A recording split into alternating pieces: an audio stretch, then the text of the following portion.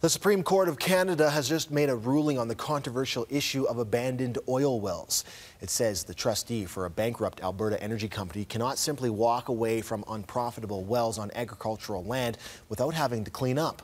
The 5-2 ruling overturns an Alberta Court of Appeal ruling that effectively allowed a bankrupt energy company to sever its connection with unprofitable and unreclaimed wells when the company's assets were sold off to creditors.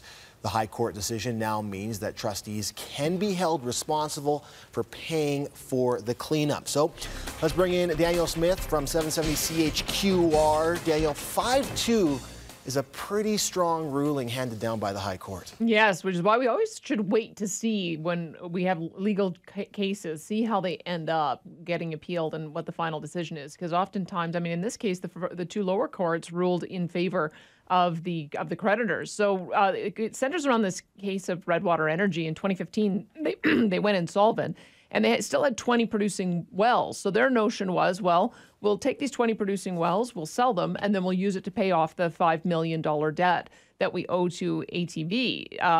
But the Alberta Energy Regulator had a different idea. They said, sell your 20 wells and then use it to clean up the liability of all of these abandoned wells that you have. So this is going to be interesting. I've got two different sides to talk about with this today. One is a lawyer who traditionally has represented landowner interests, who has said that the Alberta government has bungled the way it has handled abandonment of wells right from the early days, and that we should have been more stringent when wells did get suspended in making sure that they were cleaned up in a shorter period of time, because they keep on rolling over to new companies. And then ultimately, if your company goes bankrupt, this has been the practice.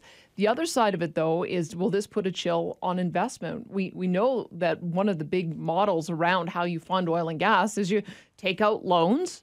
And then when you've got producing wells, the revenue is supposed to go to service the debt and pay that loan back. If creditors know that at the end of a company's natural life, because companies often go bankrupt, that they're going to be left out in the cold, is that going to prevent them from being able to get new lending in the first place? So we will talk with Auspice Capital, Tim Pickering, to see whether or not this is going to put a chill on investment, just one more blow to the industry at a time when we're already having difficult time attracting investment dollars. So I can see it from both sides, but we're going to battle it out today and see whether or not most people agree that the court made the right decision. Should be an interesting conversation. Danielle, have a good show. Yeah, thank you.